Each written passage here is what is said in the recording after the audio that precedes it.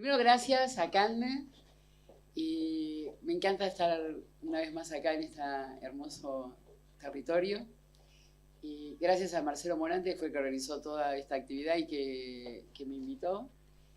Y les quiero contar algo antes de empezar mi charla. Cuando toda la mañana hoy, extensamente y mucho más sintéticamente después, escuchamos hablar de THC, yo quiero empezar por acá, que no está en mi charla, pero les quiero contar algo.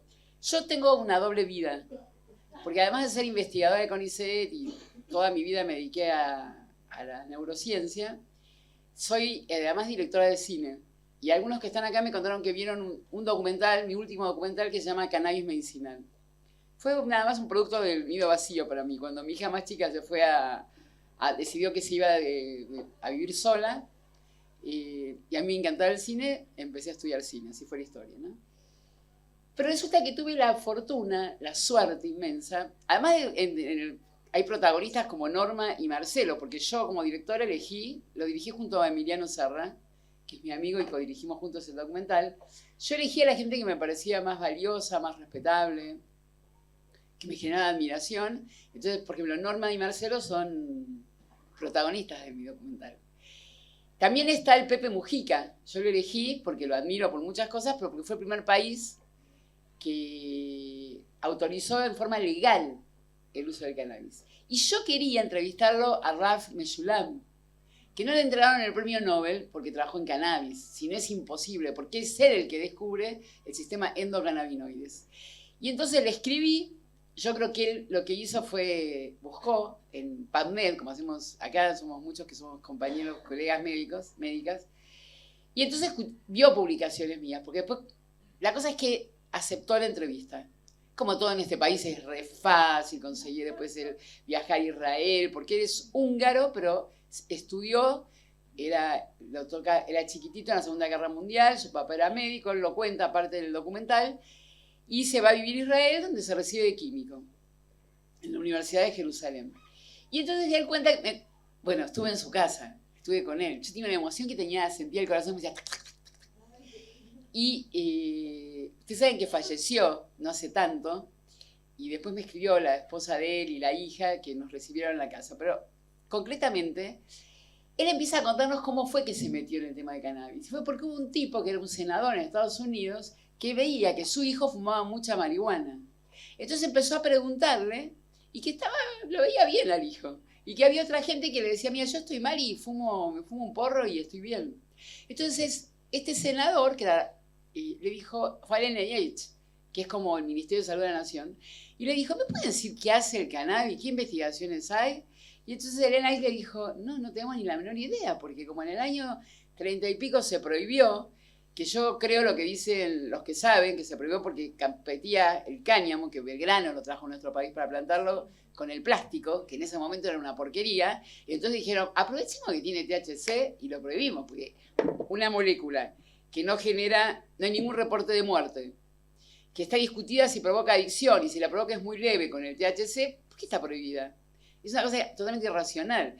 Entonces, no había nadie que investigaba. Y entonces un tipo dijo, pero hay un hombre que trabaja en farmacognosia, hay farmacéuticos acá, que es toda la disciplina que trabaja con plantas vegetales, que está trabajando en Israel con marihuana, con cannabis, marihuana, como quieran llamarlo. Y entonces se contactaron con él y él dijo, sí, es carísimo. Acá hay ingenieros agrónomos, es carísimo identificar los componentes de una planta. El proceso es complejo, es carísimo, es tedioso. Y entonces, necesito guita, dijo. No dijo guita, pero... Y entonces el NIH le pone la plata y él empieza a hacer las investigaciones que en Estados Unidos no se podían, porque tenían una serie de trabas en ese momento. Ya estábamos hablando casi 50, 60 del siglo pasado, y se la pone a Ralph Meshulam, que trabajaba en el Weizmann, que es el mejor instituto de investigación, uno de los mejores del mundo, que estaba en Israel. Y que le daban a él la libertad, su jefe le daba la libertad para investigar lo que se le cantaba, ¿no? No tenía esa restricción. Y entonces él descubre y aporta al mundo y encuentra que la planta de cannabis, la planta, ¿no?, tenía un componente que era el que nos acompañó toda la mañana. el componente del THC. En Argentina tenemos una revista que se llama THC por ese componente. Y que ese componente era el que tenía un producto psicoactivo. Él me contaba anécdotas, que una vez hizo una torta con la mujer, que era encantadora, la mujer que yo la conocí ahí, y les puso THC y entonces se reían lo que le pasaba a sus invitados. Me pareció que era medio pesado y no lo saqué de mi documental porque dije, no me voy a dejar pasar el documental. Y contaba que uno que era muy inhibido y callado estaba más sonriente. Bueno, lo que todo el mundo ha experimentado una vez que usó THC, que está más sonriente, le da gracias a cosas que por ahí no le dan gracias, está más relajado. Y entonces él dice, de repente descubre, un investigador en Estados Unidos, descubre que hay un receptor, que es el que hoy habló Marcelo, para THC. Y él, como químico, dice, en nuestro cuerpo, nuestro organismo va a tener receptores para algo que se fabrica en una planta. No existe eso. Entonces, nuestro organismo es una máquina de ahorro y de eficacia. Si tiene receptores es para algo que se fabrica en nuestro organismo. Y entonces se pone él a investigar con todo su grupo y dice, tenemos que encontrar algún componente que nuestro organismo fabrique. Y entonces se ponen, muchísimo laburo, muchísimos años, muchísimas frustraciones, hasta que, eureka, descubren el componente que se fija a los receptores de CB1, CBD, de THC. Y dicen, ¿cómo lo llamamos? Y entonces empiezan a buscar y dice, busquemos algo que tenga que ver con la alegría a este componente. Y entonces uno de los investigadores que trabajaba con él sabía sánscrito, que es una lengua muy antigua. Y entonces dijeron, vamos a buscar algo que tenga que ver con la alegría suprema. Y se llama Ananda en sánscrito. Y entonces dijo, ¿y esto químicamente qué es? Es una amida. Entonces se llama anandamida. Así le pusieron ese componente que integra el sistema endocannabinoide y que nuestro organismo produce. Y sé que les conté esta historia personal de por qué empecé a estudiar cine y hablé de mi hija. Si acá hay mujeres que tuvieron hijos, o hay padres que tienen hijos, o tienen sobrinos, o tienen lo que sea, cuando uno da la teta a un hijo, a una hija, esa cara de placer que tienen los bebés, que es mucho más que se alimentó, esa cara de que quedan desnucados de placer. En la leche materna tenemos mucha anandamida. Esa cara de placer, está estudiado esto, que tienen los bebés, tiene que ver con que se quedaron llenitos, pero además tiene que ver con eso, yo recuerdo cuando los chicos están un poquito así, que dice, le voy a dar un tetazo y no sabe qué. Es cierto eso, es cierto, tiene anandamida. Entonces yo quería, ya que hablamos toda la mañana de THC, quería contarles esta historia, porque Mesulán, al final, en la película Eso yo lo dejo, él dice que la ciencia, curiosamente Pepe Mujica dice lo mismo, ¿no? Él dice que la ciencia trabajó mucho para entender por qué uno se deprime, por qué uno sufre, por qué uno está triste, por qué uno tiene dolor, pero trabaja muy poco, investigó muy poco en la felicidad. Por qué uno es feliz, por qué uno está bien. Y el Pepe en su discurso dice que los políticos pueden hacer mucho mal, pero no sé si se preguntan qué pueden hacer para que la gente esté feliz. Y a mí me impactó en mi carácter de investigadora estos dos comentarios y también me hicieron reflexionar y también digo, así como le pasó a casi toda la gente, a los investigadores en el mundo, Mesulán lo cuenta también, acá hubo un investigador que dijo que en el caso del cannabis es como si uno pone el carro adelante del caballo. Porque dice, yo me incorporé, empecé yo personalmente a trabajar con cannabis cuando vinieron un grupo de mamás y de papás, más que todo mamás, a verme al hospital porque tenían hijos con epilepsia.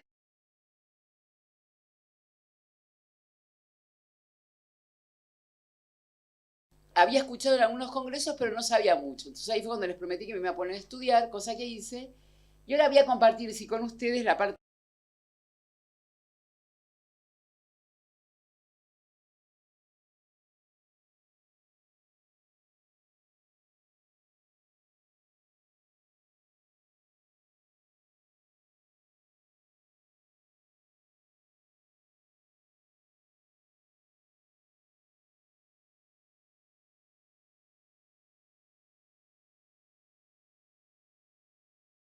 moléculas que tenemos, vamos a hacer, y se hicieron consensos para hacer ensayos clínicos.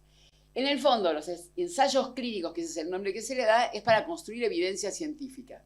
Es para decir, esta molécula hace bien, esta molécula no tanto, esta es la dosis, estos son los efectos adversos, etcétera, etcétera.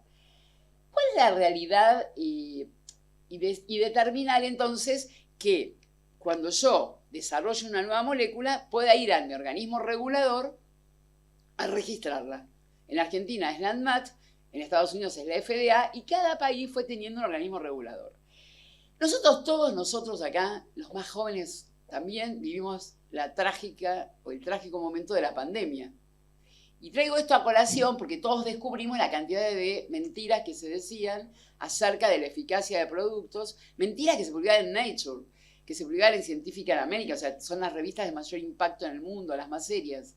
Mentiras que laboratorios, hace muy poquito, un laboratorio tuvo que retirar una vacuna que decía en su momento que no tenía efectos adversos. También quiero decir esto porque las palomitas blancas fueron asesinadas hace muchísimo tiempo.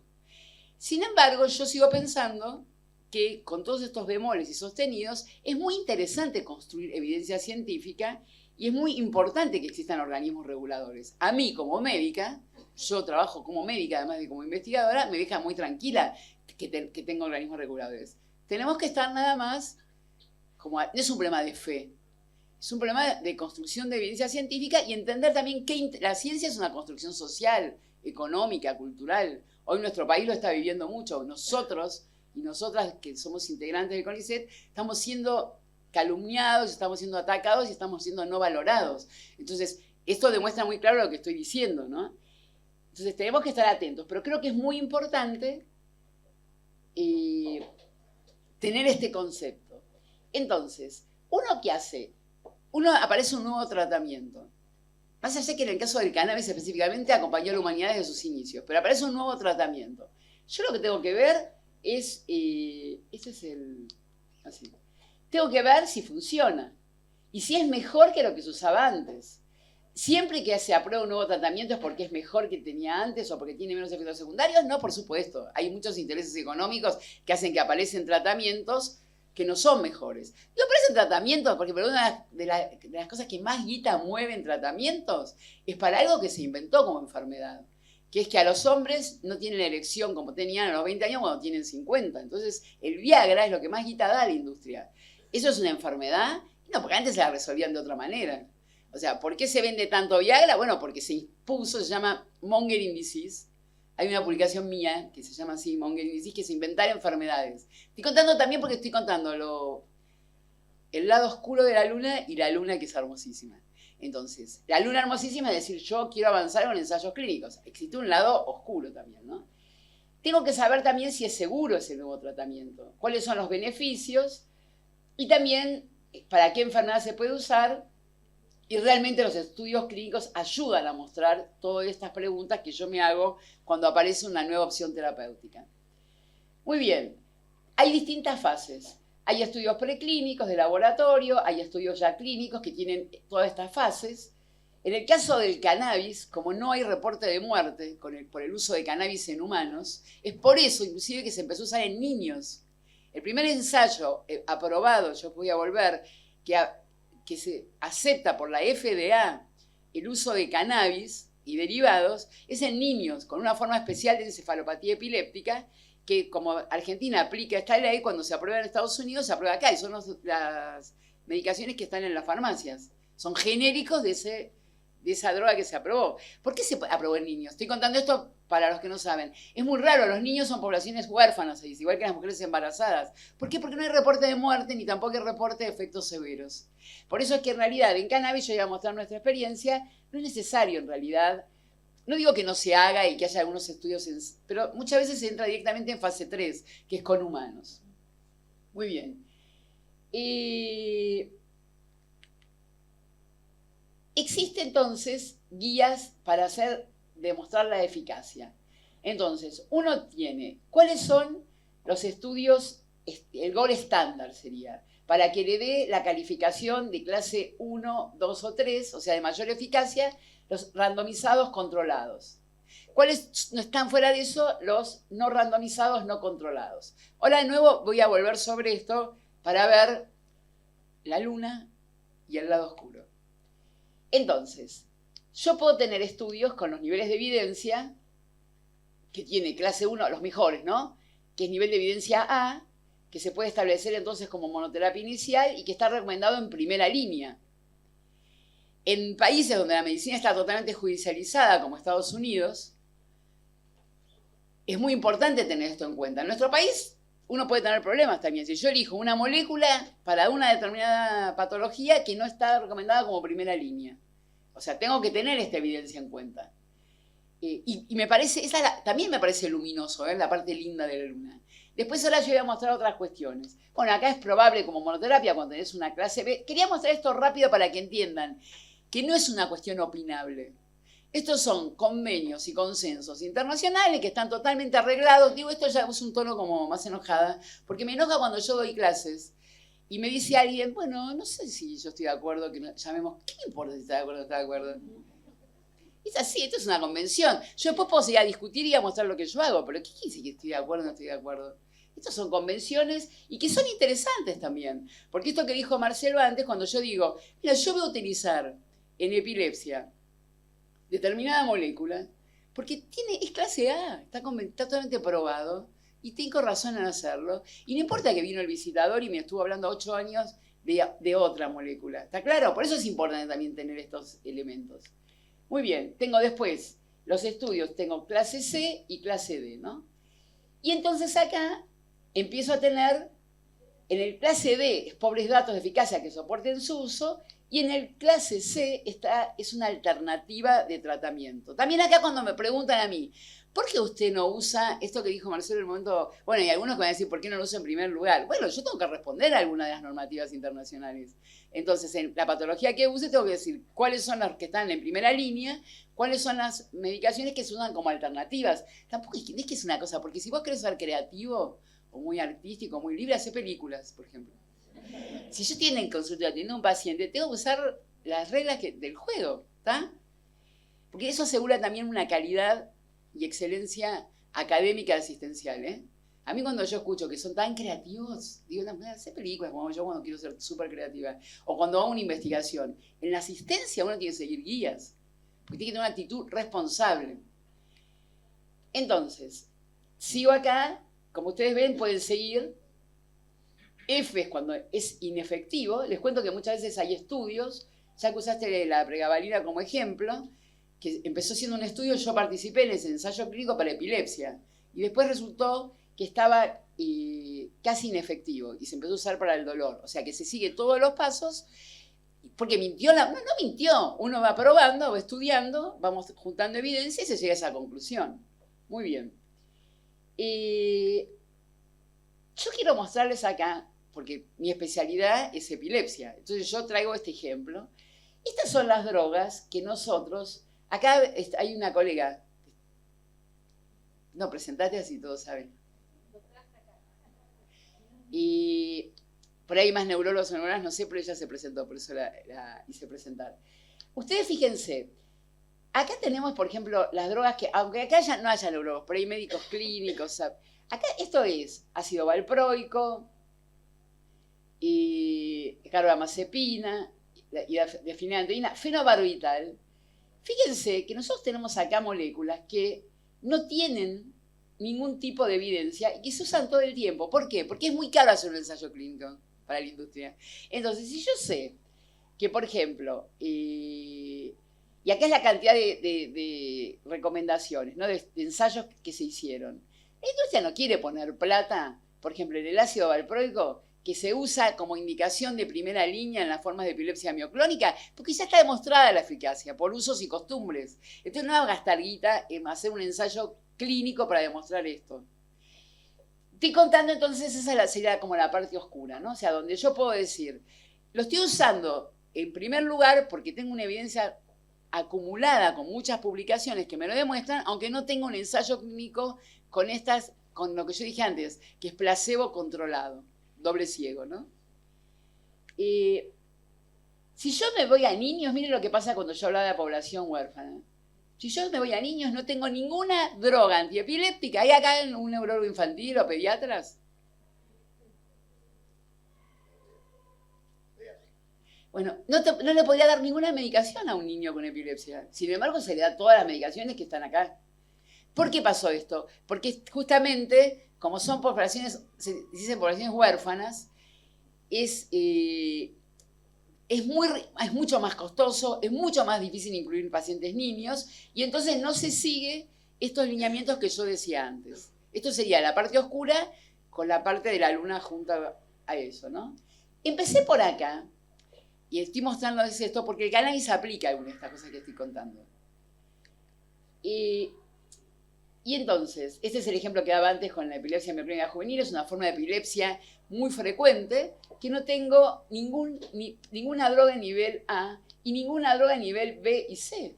Sin embargo, yo uso todas las drogas y con excelente respuesta y eficacia. ¿Y por qué no tengo la evidencia? Y porque es muy caro, y porque no tiene sentido. ¿Para qué lo hacer si ya saben, se indica y está utilizado? Y digo esto porque yo tengo muchos colegas que me dicen a mí, o que me interpelan, pocos, ¿no? Pero algunos se atreven, y me dicen, ¿qué evidencia tenés de esto? Y yo digo, ¿vos qué evidencia tenés para darle a un niño o a un paciente joven ácido valproico en epilepsia mioclónica? Entonces, aparece ahí, en esto que yo digo que la ciencia es una construcción, yo lo digo, no, lo dice todo el mundo, ¿no? Es una construcción social, económico-política, tiene un prejuicio sobre el cannabis cuando me exige que el cannabis, ¿qué evidencia tiene? ¿Por qué no lo tiene para, ni hablar, no tiene, por ejemplo, ya hablando de epilepsia, para el ácido valproico o para la lamotrigina? No hay ninguna droga que tenga evidencia. ¿Por qué no lo dice? Porque no, porque son drogas que vienen desde la industria farmacéutica, que pasaron todos los niveles que tienen que pasar, y que nadie en su casa, primero, no existe un reprocam para esas drogas. Nadie se va a fumar un porro de ácido valproico, por ejemplo. No existe eso. O se va a poner en la casa, se va a plantar un poquito de ácido valproico. No existe. Entonces, ese prejuicio que existe en relación al cannabis no existe frente a esas otras moléculas. Y entonces no se le ocurre plantearse eso. Que también está mal, porque yo, que cuando era joven era docente en farmacología, siempre me interesó conocer efectos adversos, mecanismos de acción. Bueno, era docente, tenía obligación también. Digo, pero entonces, a ver, ¿y cuáles eran las drogas aprobadas? Lo mismo le cabe para el cannabis, o por lo menos como nosotros lo hacemos. Entonces, estas son distintas medidas. También acá digo otra cosa, porque yo estoy dando esta charla, ¿qué es mi mensaje en la cabeza que tengo? A todos los profesionales de la salud, o los que no lo sean, pero que están cerca, es convencerlos que uno puede construir evidencia científica. Que si uno aplica protocolos correctos, uno puede terminar con una buena conclusión. Y un aspecto fundamental es las mediciones de eficacia. Yo no puedo decir, no, anduvo muy bien, no, el paciente está re contento. No puedo decir, lo puedo decir, pero eso no construye evidencia. Si yo tengo a alguien con dolor, Marcelo no lo dijo porque yo me iba a ocupar un poco de eso, tengo escalas internacionales para decir qué dolor tiene hoy, que es el tiempo cero, qué dolor tuvo al final que yo termino mi ensayo clínico. O sea, tengo que tener indicadores de eficacia. También puedo decir la mejora del ánimo, y uso escalas.